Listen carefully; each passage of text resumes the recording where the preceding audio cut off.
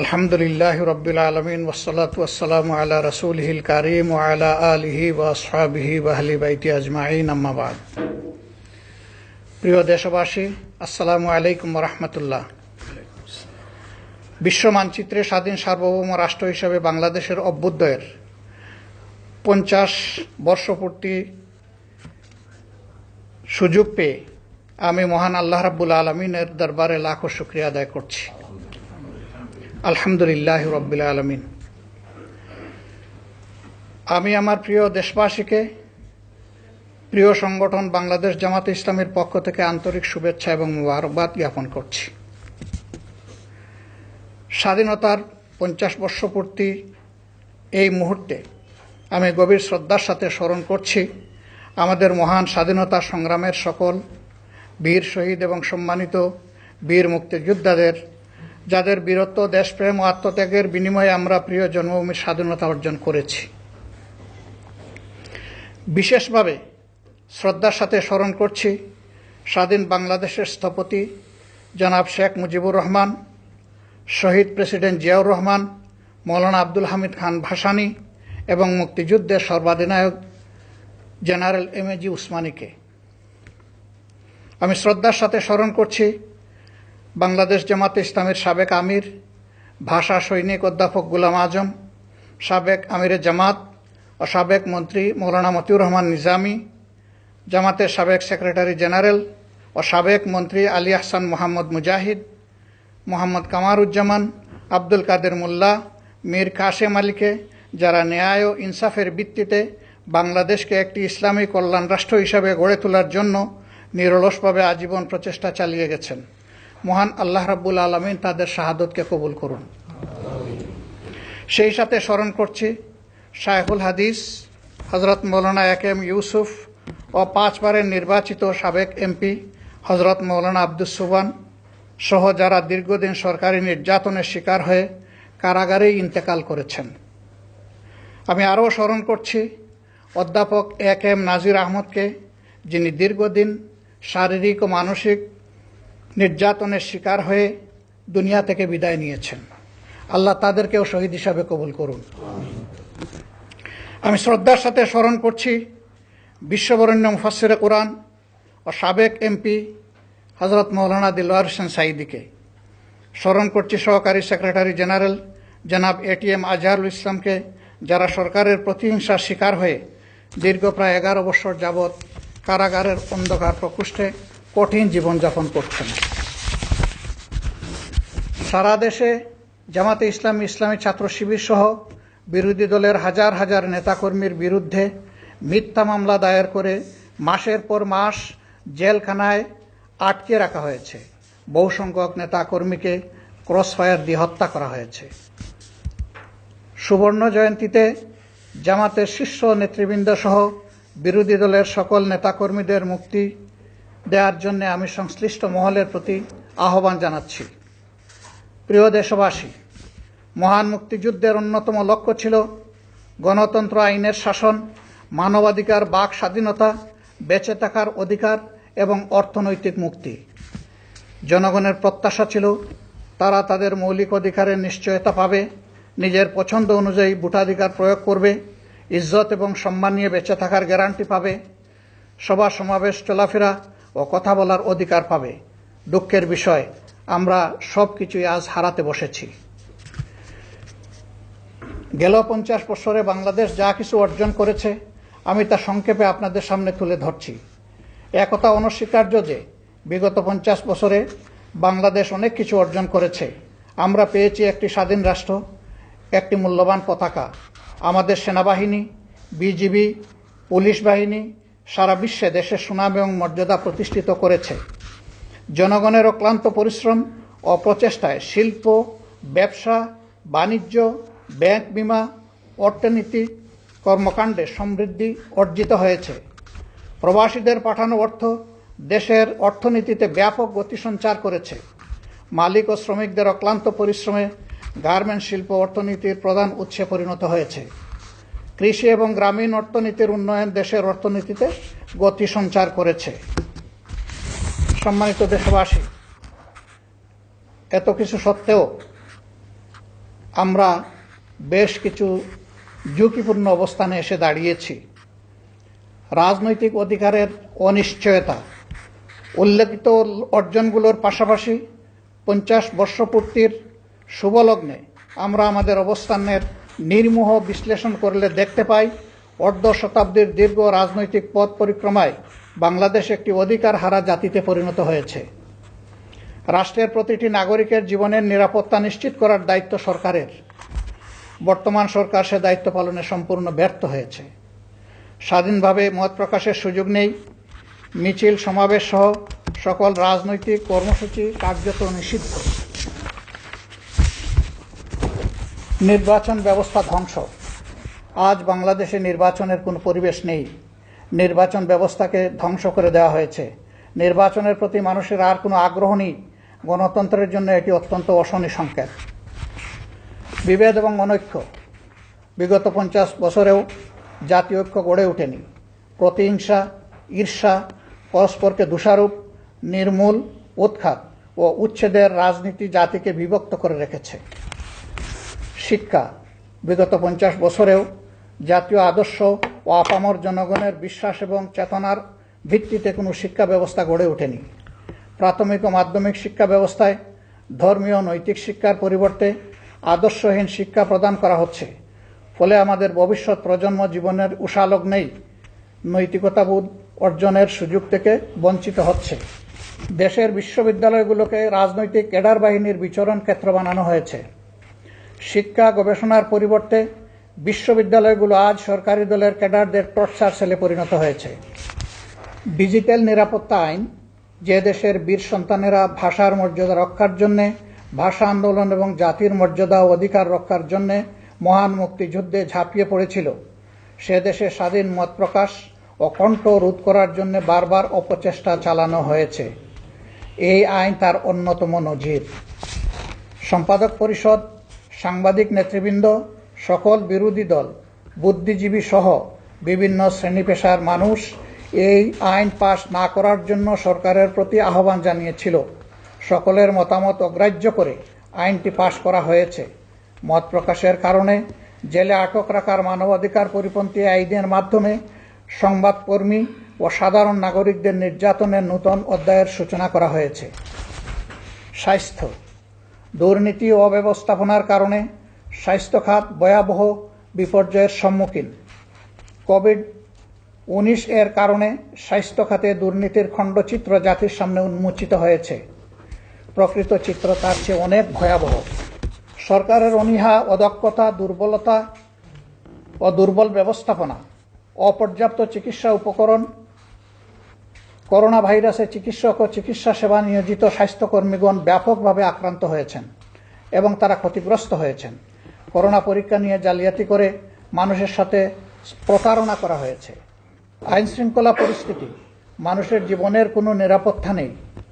মানুষ চরম নিরাপত্তাহীনতায় ভুগছে। হত্যা, খুন, গুম, অপহরণ, নারী ও শিশু নির্যাতন ও বিচার বহির্ভূত হত্যার সংখ্যায় গোটা জাতি উদ্বিগ্ন ও উৎকণ্ঠিত। রাষ্ট্রের আইন শৃঙ্খলা বাহিনীকে অপরাধ দমনের পরিবর্তে রাজনৈতিক দলসমূহকে দমনের কাজে ব্যবহার করা হচ্ছে। স্বাধীনতার 50 বছরে দর্শন আজ ভয়ঙ্কর রূপ লাভ করেছে। আদালত কর্তৃক দণ্ডপ্রাপ্ত দাগী খুনিদের রাজনৈতিক বিবেচনায় ক্ষমা করে দেয়ায় অপরাধীরা আরও বেপরোয়া হয়ে উঠেছে। অর্থনৈতিক পরিস্থিতি।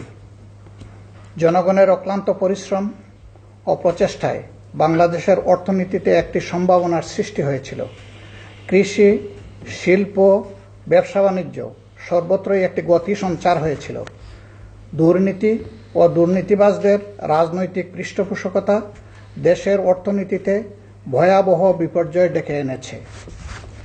ব্যাংক ডাকাতি, শেয়ার বাজার লুট, ডেস্টিনি, হলমার্ক, ক্যাসিনো কেলেঙ্কারি ইত্যাদি অর্থনীতিতে কলঙ্কজনক ঘটনা হিসাবে চিহ্নিত হয়ে থাকবে। বিদেশে মুদ্রা পাচার দেশের অর্থনীতিকে পঙ্গু করে দিয়েছে। বাংলাদেশে মানুষের কষ্টে অর্জিত রিজার্ভ ফান্ডের টাকা চুরির ঘটনা কেন্দ্রীয় ব্যাংকের ইতিহাসে সবচেয়ে বড় দুর্নীতি, যা সারা বিশ্বে বাংলাদেশকে কলঙ্কিত করেছে।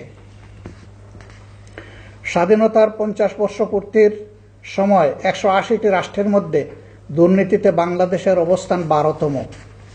কৃষি ও গ্রামীণ অর্থনীতি। বাংলাদেশ কৃষি প্রধান দেশ। আবহমান কাল থেকে কৃষি বাংলাদেশের অর্থনীতিতে গুরুত্বপূর্ণ ভূমিকা পালন করে আসছে। বাংলাদেশের পাটকে একসময় সোনালী আঁশ বলা হতো। পাট রপ্তানি করে বাংলাদেশ প্রচুর বৈদেশিক মুদ্রা অর্জন করত। সরকারি অবহেলা, অব্যবস্থাপনা ও দুর্নীতির ফলে সেই পাট শিল্প আজ ধ্বংসের দ্বার প্রান্তে। একে একে বন্ধ করে দেওয়া হয়েছে রাষ্ট্রায়ত্ত সকল পাটকল ও চিনিকল। বিচারাঙ্গন। গোটা বিচারাঙ্গনের অবস্থা অত্যন্ত নাজুক। সরকার তার ইচ্ছামতো আদালতকে ব্যবহার করতে চাচ্ছে। তার ব্যতিক্রম হলেই সরকারের রোষানলে পড়তে হচ্ছে বিচারকদেরকে। নিম্ন আদালতগুলো আজ সরকারের আজ্ঞাবহ প্রতিষ্ঠানে পরিণত হয়েছে। বিনা বিচারে দিনের পর দিন কারাগারে বন্দি জীবনযাপন করছেন অনেক নিরীহ মানুষ। রাজনৈতিক বিষয়সমূহ আদালতে টেনে নিয়ে বিচারাঙ্গনকে বিতর্কিত ও প্রশ্নবিদ্ধ করা হয়েছে। স্বাধীন বিচার ব্যবস্থার কথা বলা হলেও বাস্তব চিত্র তার পুরোই উল্টা। অপসংস্কৃতির সয়লাব। সংস্কৃতির নামে বিদেশি অপসংস্কৃতিকে জোরপূর্বক জাতির ঘাড়ে চাপানো হচ্ছে। বিদেশি সংস্কৃতি আমাদের যুব সমাজের চরিত্রকে ধ্বংস করে দিচ্ছে। সীমান্ত হত্যা। ভারত আমাদের প্রতিবেশী রাষ্ট্র। প্রতিবেশী রাষ্ট্র হিসেবে বাংলাদেশের সাথে বন্ধুত্বপূর্ণ সম্পর্ক বজায় থাকাটা ছিল স্বাভাবিক। বিগত 50 বছরে ভারতের সাথে গুরুত্বপূর্ণ অনেক ইস্যুরই কোনো সমাধান হয়নি। ভারতীয় সীমান্তে প্রতিনিয়ত বাংলাদেশিদেরকে হত্যা করা হচ্ছে। জামাতে ইসলামের ভূমিকা। প্রিয় দেশবাসী, ভাই ও বোনেরা, আমাদের প্রিয় জন্মভূমি অপার সম্ভাবনার একটি দেশ। জামাতে ইসলামী এ দেশকে ন্যায় ও ইনসাফের ভিত্তিতে কোধা দারিদ্র্যমুক্ত একটি উন্নত সমৃদ্ধ ইসলামিক কল্যাণ রাষ্ট্র হিসেবে গড়ে তুলতে চায়। এ লক্ষ্যেই জামাতে ইসলামী কাজ করে যাচ্ছে। দেশের প্রতিটি ন্যায়সঙ্গত আন্দোলন, আইনের শাসন, ন্যায় বিচার ও মানবাধিকার প্রতিষ্ঠায়, সর্বোপরি জনগণের ভোটের অধিকার প্রতিষ্ঠায় নিয়মতান্ত্রিকভাবে ভূমিকা রেখে চলেছে। অবাধ নির্বাচনের লক্ষ্যে কেয়ারটেকার সরকার ব্যবস্থা। বাংলাদেশের বিদ্যমান নির্বাচন ব্যবস্থা সংস্কার করে অবাধ নির্বাচন নিশ্চিত করার জন্য সর্বপ্রথম জামাতে ইসলামী 1980 সালের মাঝামাঝি সময় কেয়ারটেকার সরকার ব্যবস্থার প্রস্তাব জাতির সামনে উপস্থাপন করে। কেয়ারটেকার সরকারের অধীনে 1991, 1996, 2001 সালে জাতীয় সংসদ নির্বাচন অনুষ্ঠিত হয়। ক্ষমতা দীর্ঘায়িত করার জন্য 2011 সালে সরকার জনগণের মতামতকে অগ্রাহ্য করে কেয়ারটেকার সরকার ব্যবস্থা বাতিল করে দেয়। মূলত এখান থেকেই নির্বাচন ব্যবস্থার ধ্বংসের কার্যক্রম শুরু হয়। জামাতে ইসলামী নির্বাচনমুখী দল। জামাতে ইসলামী মনে করে শান্তিপূর্ণ উপায়ে ক্ষমতা হস্তান্তরের একমাত্র পথ হচ্ছে নির্বাচন। জামাতে ইসলামী মনে করে সত্যিকার গণতান্ত্রিক পরিবেশ নিশ্চিত করতে হলে সুষ্ঠু, নিরপেক্ষ ও অবাধ নির্বাচন নিশ্চিত করতে হবে।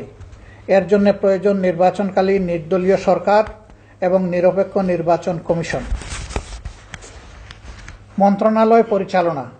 2001 থেকে 2006 মেয়াদে জামাতে ইসলামীর আমির মৌলানা মতিউর রহমান নিজামী প্রথম 2 বছর কৃষি ও পরবর্তী 3 বছর শিল্প মন্ত্রণালয়ের মন্ত্রী হিসাবে দায়িত্ব পালন করেন। জামাতে ইসলামীর সেক্রেটারি জেনারেল জনাব আলী আহসান মোহাম্মদ মুজাহিদ সমাজ কল্যাণ মন্ত্রণালয়ের দায়িত্ব পালন করেন। সততা, দক্ষতা, স্বচ্ছতার সাথে মন্ত্রণালয় পরিচালনা করে তারা বাংলাদেশে এক অনন্য ইতিহাস সৃষ্টি করেন। বিচার ব্যবস্থায় সংস্কার। জামাতে ইসলামী স্বাধীন বিচার ব্যবস্থা প্রতিষ্ঠার লক্ষ্যে সূচনা লগ্ন থেকেই আন্দোলন করে যাচ্ছে। আইন অঙ্গনে ন্যায়, ইনসাফ ও মানবাধিকার এবং বিচারের সুষ্ঠু পরিবেশ প্রতিষ্ঠার জন্য জামাতে ইসলামী গঠনমূলক ভূমিকা পালন করে আসছে। স্বাস্থ্যসেবা। জামাতে ইসলামী দেশের চিকিৎসা ব্যবস্থার উন্নয়নে ইতিবাচক ভূমিকা পালন করে চলছে। সারা দেশে জামাতে ইসলামী স্বাস্থ্যসেবায় ব্যাপক ভূমিকা পালন করছে। সর্বোচ্চ সামর্থ্য দিয়ে করোনা ভাইরাসে আক্রান্তদের পাশে দাঁড়িয়েছে জামাত। দুর্যোগ ব্যবস্থাপনা। জামাতে ইসলামী 1988 সালের ভয়াবহ বন্যা, 1991 সালের জলোচ্ছ্বাস, টর্নেডো, সাইক্লোন, সিডর, আমফান সহ প্রতিটি প্রাকৃতিক দুর্যোগের সময় মানুষের পাশে দাঁড়িয়েছে। বন্যা ও মঙ্গা কবলিত এলাকায় জামাতে ইসলামী সাধ্যমতো ত্রাণ তৎপরতা চালিয়েছে।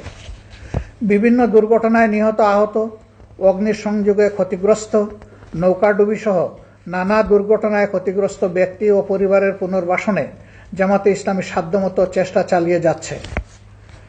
সামাজিক কার্যক্রম, অসহায় দরিদ্র মানুষের আর্থিক সহায়তা, বেকার যুবকদের কর্মসংস্থান, শিক্ষা উপকরণ বিতরণ, বিয়ে শাদী, পরিষ্কার পরিচ্ছন্নতা অভিযান, মশক নিধন অভিযান, রোগীর পরিচর্যা, চিকিৎসা সহায়তা প্রদান, স্বেচ্ছায় রক্তদান কর্মসূচি, ফ্রি মেডিকেল ক্যাম্প, ভ্রাম্যমাণ স্কুল, মক্তব, টেকনিক্যাল সেবা, বৃক্ষরোপণ অভিযান, দুর্যোগকালীন সহায়তা প্রদান, ত্রাণ বিতরণ, মাতৃত্বকালীন সেবা প্রদান, বেকারদের কর্মসংস্থান ইত্যাদি বিভিন্ন রকম সামাজিক কর্মকাণ্ডে জামাতে ইসলামী ভূমিকা পালন করে যাচ্ছে।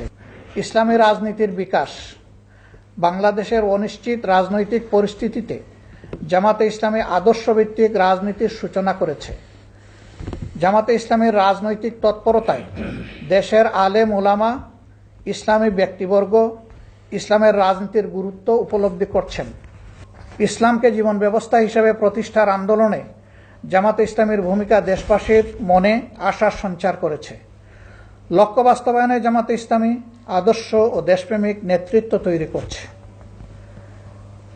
ইসলামী ও জাতীয় ঐক্য, জামাতে ইসলামী দেশের দেশপ্রেমিক ও সকল ইসলামী দলসমূহ, সর্বজন শ্রদ্ধেয় আলেম উলামা, ইসলামী চিন্তাবিদ, লেখক, গবেষক, ওয়াইজিন, মুফাসসিরিন, মসজিদের ইমাম ও খতিব সহ সকল শ্রেণী পেশার মানুষকে নিয়ে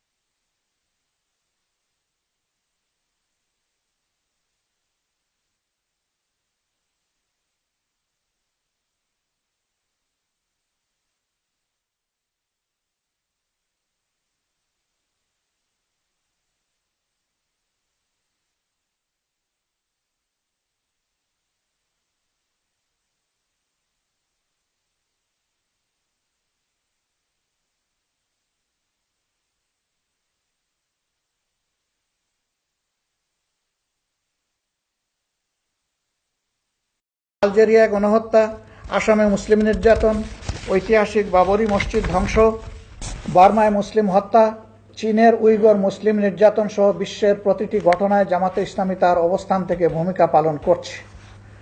বার্মা থেকে বিতাড়িত মজলুম রোহিঙ্গা মুসলমানদের পাশে দাঁড়িয়েছে জামাতে ইসলামী। অমুসলিমদের অধিকার, জামাতে ইসলামী অমুসলিমদের ধর্মীয় নাগরিক অধিকারের প্রতি গভীর শ্রদ্ধাশীল এবং তাদের অধিকার রক্ষায় সোচ্চার ভূমিকা পালন করে আসছে। অমুসলিমদের উপাসনালয় ও ভিন্ন ধর্মাবলম্বীদের বাড়িঘরে যাতে নিরাপদ থাকে সেই জন্য জামাতে ইসলামীর কর্মীগণ দেশের বিভিন্ন স্থানে বিশেষ বিশেষ সময়ে পাহারাদারের ভূমিকা পালন করেছেন। সন্ত্রাস ও জঙ্গিবাদের বিরুদ্ধে জামাতে ইসলামীর সূচনালগ্ন থেকেই সকল প্রকার সন্ত্রাস, নৈরাজ্য ও জঙ্গিবাদের বিরুদ্ধে ভূমিকা পালন করে আসছে। দেশ ও মানুষের কল্যাণে জামাতে ইসলামীর গঠনমূলক তৎপরতা আগামী দিনেও অব্যাহত থাকবে ইনশাআল্লাহ। সম্মানিত দেশবাসী, জামাতে ইসলামী তার প্রতিষ্ঠা লগ্ন থেকে নিয়মতান্ত্রিক ও গণতান্ত্রিক পন্থায় সংগঠন পরিচালনা ও গণমানুষের কল্যাণে রাজনীতি করে আসছে। বাংলাদেশ সাম্প্রদায়িক সম্প্রীতির দেশ। এ দেশে মুসলিম, হিন্দু, খ্রিস্টান, বৌদ্ধ ও সকল ধর্ম সম্প্রদায়ের মানুষ যুগ যুগ ধরে শান্তিপূর্ণভাবে সহাবস্থান করে আসছে। জামাতে ইসলামী জনগণের ন্যায় ও যুক্তিসঙ্গত অধিকার প্রতিষ্ঠায় বদ্ধপরিকর। সীমাহীন জুলুম নির্যাতন, ত্যাগ কুরবানির বিনিময়ে বাংলাদেশ জামাতে ইসলামী বর্তমান পর্যায়ে উপনীত হয়েছে। শহীদদের চূড়ান্ত কুরবানি, জেল, জুলুম, নির্যাতন এ আন্দোলনকে মজবুত ও বেগবান করছে। প্রিয় দেশবাসী, ভাই ও বোনেরা, বাংলাদেশ আমাদের সকলের। এদেশের যেসব সমস্যা বিরাজমান সেগুলোর সমাধান সকলে মিলে করতে হবে। এদেশের স্বাধীনতা, সার্বভৌমত্ব রক্ষা আমাদের সকলের দায়িত্ব। স্বাধীনতার 50 বছর পূর্তিতে আমাদের শপথ হবে বিভেদ নয়, ঐক্যের মাধ্যমে দেশকে গড়ে তুলতে হবে। বাংলাদেশ জামাতে ইসলামী দেশের স্বাধীনতা, সার্বভৌমত্ব রক্ষা এবং অধিকার আদায়ের সংগ্রামে জুলুম নির্যাতনের শিকার হওয়া সত্ত্বেও শত প্রতিকূলতা ও প্রতিবন্ধকতা মোকাবেলা করে রাজপথে প্রতিবাদ মুখর থেকেছে। আগামী দিনেও সবাইকে সাথে নিয়ে জামাতে ইসলামী দেশ গড়ার রাজনীতি অব্যাহত রাখবে ইনশাআল্লাহ। তাই ক্ষমতাসীন মহল সহ সকল রাজনৈতিক দল ও মহলের প্রতি আমাদের আহ্বান, আসুন স্বাধীনতার 50 বছর পূর্তির ও ঐতিহাসিক মুহূর্তে দেশের বৃহত্তর কল্যাণে জাতীয় স্বার্থকে প্রাধান্য দিয়ে সুস্থ ও গঠনমূলক রাজনীতির চর্চা করি। হিংসা, বিদ্বেষ, হানাহানি ভুলে গিয়ে দেশের আলেম ওলামা, শিক্ষক, সাংবাদিক, গবেষক, লেখক, বুদ্ধিজীবী, ছাত্র, যুব সমাজ, শ্রমিক জনতা, কৃষক ও সকল শ্রেণী পেশার মানুষসহ সর্বস্তরের জনগণ ঐক্যবদ্ধ হই। সুখী, সমৃদ্ধশালী, ইনসাফপূর্ণ বাংলাদেশ গঠনে হাতে হাত ধরে এগিয়ে যাই। মহান আল্লাহ আমাদের সহায় হন, আমিন। সম্মানিত দেশবাসী, আমরা স্বাধীনতার 50 বর্ষ পূর্তি উপলক্ষে বাংলাদেশ জামাতে ইসলামীর পক্ষ থেকে অধস্তন সকল শাখার জন্য নিম্নলিখিত কর্মসূচি ঘোষণা করছি। সংগঠনের সর্বস্তরে তৃণমূল পর্যায়ে মিছিল এবং র্যালি, 50 বছরের প্রত্যাশা প্রাপ্তি এবং দেশ গঠনে জামাতের ভূমিকা আলোচনা ও সেমিনারের মাধ্যমে জনগণের সামনে তুলে ধরা, স্মারক ও বুকলেট প্রকাশ করা, বীর মুক্তিযোদ্ধাদেরকে উপহার প্রদান এবং অসচ্ছল বীর মুক্তিযোদ্ধাদের গৃহ সংস্কার ও নির্মাণে সহযোগিতা প্রদান, অসচ্ছল বীর মুক্তিযোদ্ধাদের সহায়তা, সন্তানদের শিক্ষা উপকরণ প্রদান, মেধাবী ছাত্রছাত্রীদের সহায়তা, রোগীর সেবা, করোনায় মৃত্যুবরণকারীদের পরিবারকে আর্থিক সহায়তা, কন্যা দায়গ্রস্তদের বিয়ের ব্যবস্থা করা ও আত্মকর্মসংস্থানে সহযোগিতা প্রদান করা, অসহায় এতিম, পথ শিশু ও দরিদ্রদের মাঝে খাবার বিতরণ, ফ্রি মেডিকেল ক্যাম্প ও রক্তদান কর্মসূচি পালন করা, বছরব্যাপী রচনা, কেরাত, আজান, হাম, নাত ও দেশাত্মবোধক গান ইত্যাদি বিষয়ে প্রতিযোগিতার আয়োজন করা, ছাত্র, যুবক, শ্রমিক ও সাংস্কৃতিক বিভাগের মাধ্যমে খেলাধুলা, বিভিন্ন প্রতিযোগিতা ও সাংস্কৃতিক অনুষ্ঠানের আয়োজন করা এবং এর মাধ্যমে সুস্থ সংস্কৃতি তুলে ধরা। দেশের স্বাধীনতার জন্য যারা নিঃশর্তভাবে সংগ্রাম করেছেন, জীবন দিয়েছেন, ত্যাগ স্বীকার করেছেন, তাদের জন্য এবং প্রিয় জন্মভূমি বাংলাদেশের স্বাধীনতা, সার্বভৌমত্ব হেফাজতের জন্য পরম করুণাময় আল্লাহ তাআলার দরবারে দোয়া করা। বাংলাদেশ জামাতে ইসলামীর সকল স্তরের সংগঠন সমূহকে উক্ত কর্মসূচি সুষ্ঠুভাবে পালন করার জন্য আহ্বান জানাচ্ছি। সেই সাথে কর্মসূচি বাস্তবায়নে আমরা সম্মানিত দেশবাসীর সহযোগিতা প্রত্যাশা করছি। আল্লাহ হাফিজ। বাংলাদেশ জিন্দাবাদ। বাংলাদেশ জামাতে ইসলামী জিন্দাবাদ। আসসালামু আলাইকুম ওয়া রাহমাতুল্লাহ।